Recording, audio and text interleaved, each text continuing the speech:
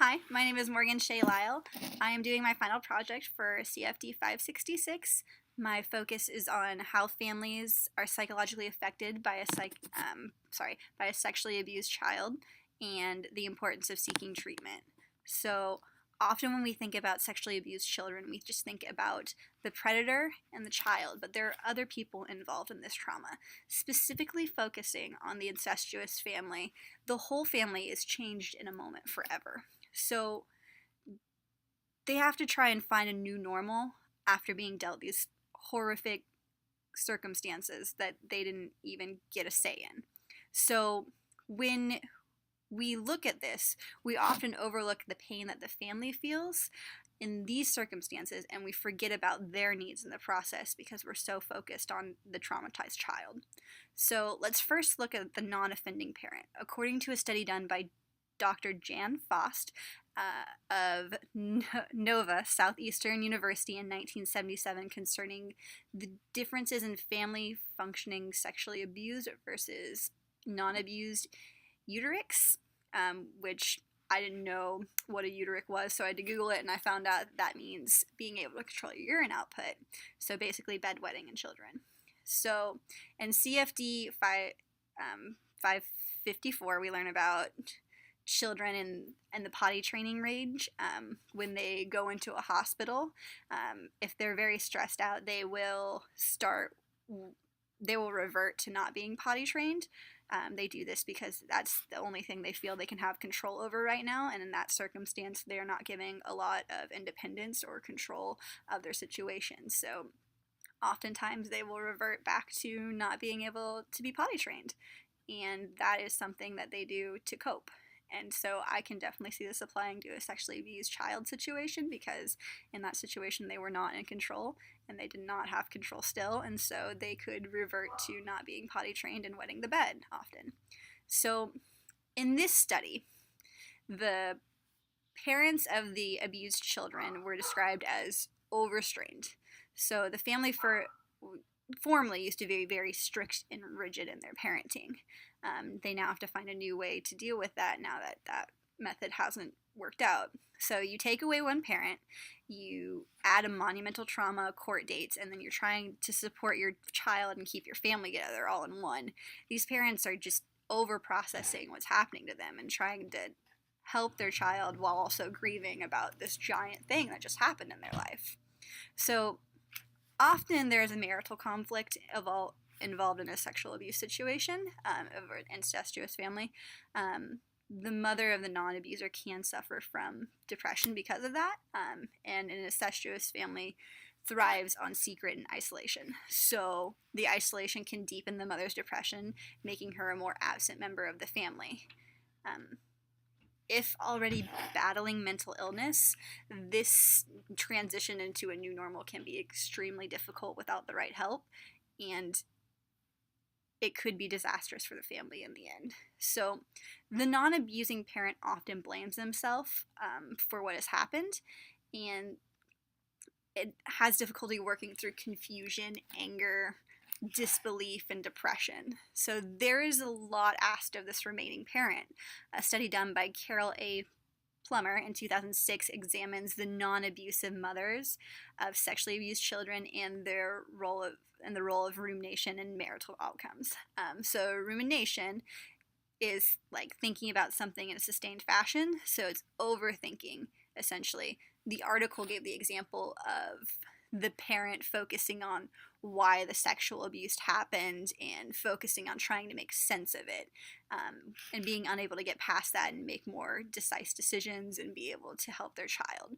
So it's associated with a dysphoric mood and the inability to make definitive decisions, which is so important in these times because you have to be able to concrete say what you need to do to help your child. So in this case, it can cause family stress and long-term psychological issues with parent and child, so it's important that the parent sees someone to talk about what has happened and find a healthy way to cope before it creates an unhealthy environment for the child again.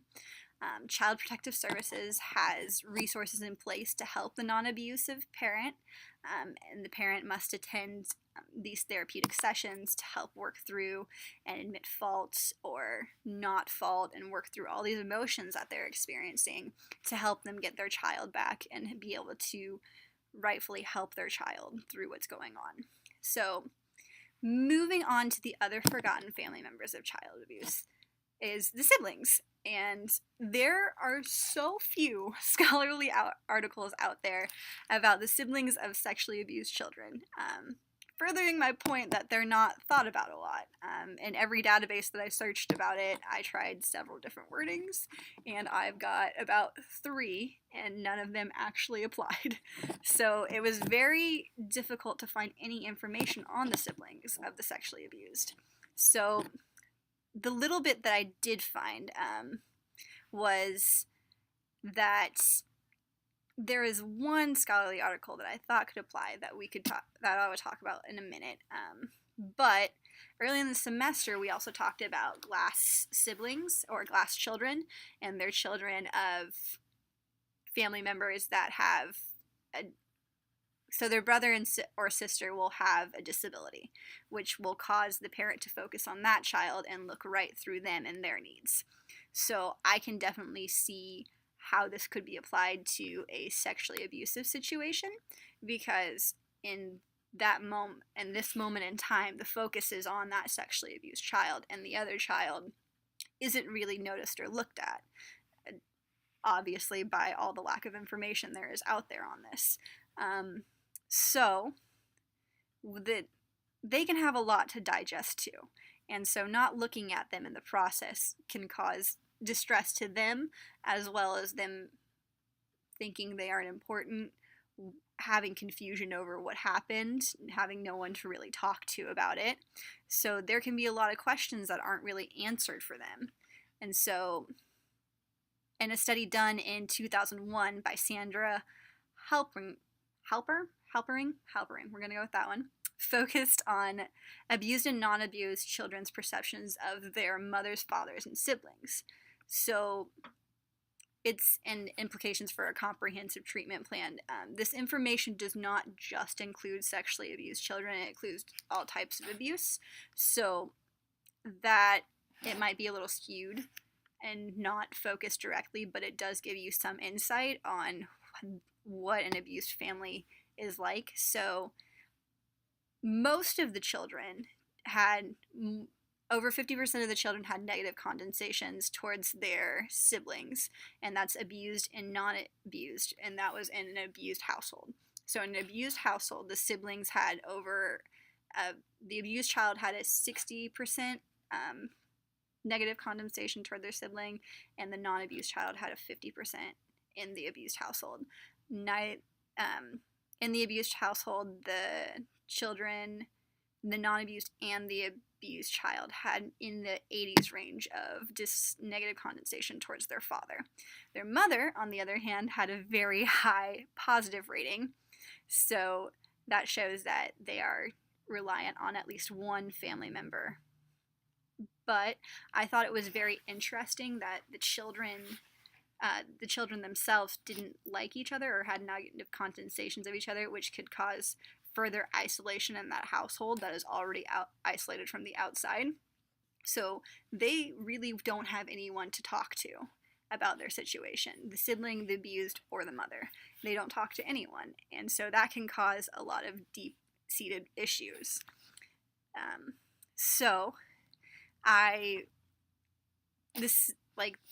We talked about how the sibling could feel guilty.